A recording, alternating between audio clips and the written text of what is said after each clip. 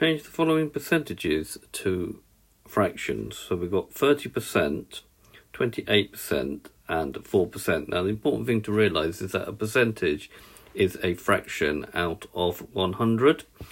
So to change 30%, 30% is going to be 30 out of 100 because it's a fraction out of 100.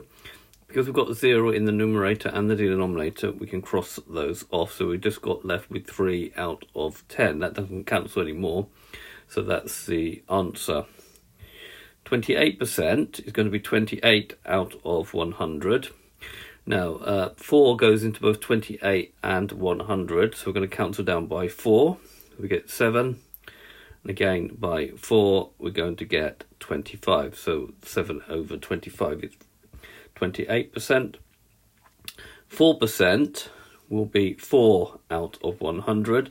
Again, 4 goes into 104, so we'll divide each of those by 4 to cancel down. So we're going to get 4 divided by 4, which is 1, and 100 divided by 4, which is 25.